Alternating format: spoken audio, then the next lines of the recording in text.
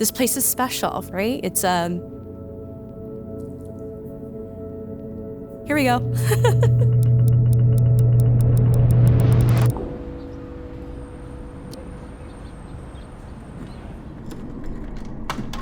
When we first meet a child and want to do an assessment on them, depending on what they need, we're not sure right at the beginning. So this is what's in this cupboard, different assessment tools. These are switches, pressing a button here. May be able to use a joystick. We modified this joystick to interface with the device. We have mice that are modified for switches, and we have cameras and basic inputs to the device to try different things. I basically support our clinicians and the kids we support and their families with technology. Well, this is where the technology would come first. The clinician may give me a project for a child. This is more of a direct access. So if a child wanted to say something. Can I tell you something? This one here is more for eye gazing. So this is kind of the newer technology right now where they can use their eye movements to do the same thing. We know that it's tracking both my eye pupils right now. So once I know I'm in the right position, we start communicating. How are you? With our eyes. How's it going? Our focus is on participation in all areas of life for kids with physical, communication, and developmental needs.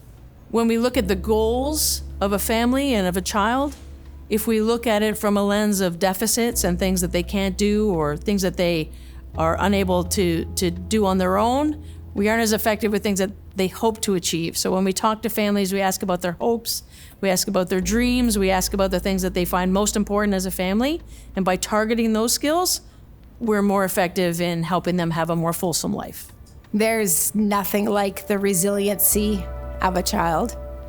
We work with children every day who face so many challenges, and they face challenges with a smile. They surprise you every day.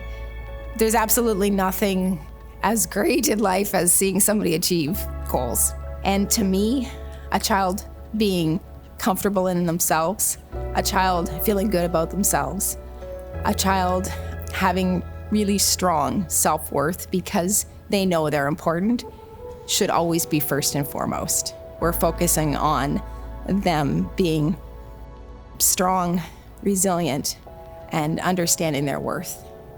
I think one of the things that helped develop our program itself was continuing to be curious about how we could be better, how we could meet our clients' needs, and how we could evolve. So when you come into any situation with a sense of curiosity, you're more effective in achieving those skills and teaching those skills. I think using curiosity to work collaboratively is really beneficial. So how can a strategy that's used by an occupational therapist be used in a behavioral session? How can a strategy that's used by a speech and language pathologist be used with a behavior analyst as well?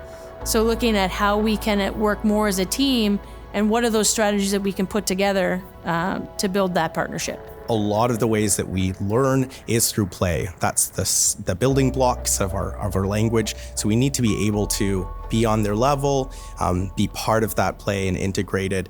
As much as it seems like it's just play, it means a lot more than that. It's something that's important to get to those skills that are needed for readiness for school and readiness for playing with interactions with peers.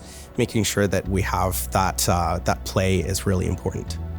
I think it's comfortable for a parent to know that their child is being supported by a clinician at school. It gives parents a sense of calm and support, and so they don't have to worry about their children when they send them off to school.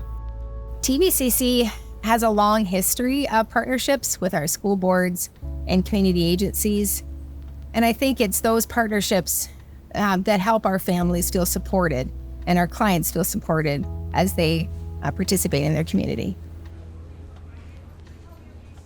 So I'm going to show you right here. This is where we keep all of our KOB friends in here. Come on in.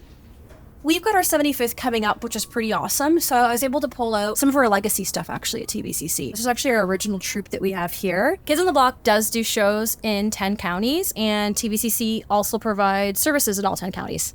So the Kids on the Block, they are an educational puppet troupe. I like to say it's therapeutic storytelling through puppetry. Each puppet has their own story that they tell, whether it's their story about inclusion, diversity, fitting in, or just telling their story about their disability as well. This is Mel. So this is one of the very first puppets Kids in the Block ever had. This is Finn. Finn is new to our Kids in the Block program. Finn has a cochlear implant because he's deaf and he has a hearing impairment. So if you look over here, we've got Mary Ellen. Mary Ellen has Down syndrome. That's her pretty cool shirt too. Be cool, be kind, be brave, be you. So Valerie Perkins has her forearm splints and her leg braces because she's got something called spina bifida. Here we have Tommy, and Tommy has epilepsy, so he actually wears a bracelet to let everybody know. And that's something that we talk about in our skits as well. Okay. And then, of course, we've got the star of the show. We've got Mark. He's got cerebral palsy, so he's in a chair. Kids are usually really fascinated by his little chair. But mostly they're really curious about all the awesome things that he can do. So Mark likes to share that he likes to go horseback riding, and he likes to go swimming, and he likes to play wheelchair basketball. We have former clients who are volunteers in our program. The part that makes it really cool is it just adds a level of authenticity to what we do. It's not just me standing behind a puppet telling a story, it's our clients sharing their story through puppetry, which is pretty awesome. Great thing about my job is seeing the end product of what I've been helping the team do. And one great example is this was a child who wanted to communicate on their own. And once it was all done, we brought it into the room. I'm gonna cry. And the first thing when we laid a device down for this kid to use, they grabbed the device as soon as they could, and they put in, "I love you, Mom." And the mother looked at us and said, "That's the first time he independently told me that he loved me with his voice," which he chose with the device. He chose the voice. And he said it, first thing, he couldn't wait to tell his mom. And that was cool. That was cool to me. And, years later, I've had parents call and say, my child's in university, my child's got their dream job, and it feels incredible to have contributed to that, to been part of that journey. It's not every day and every role where you get to have that kind of impact on people's lives. And I feel really honored that we get to do that.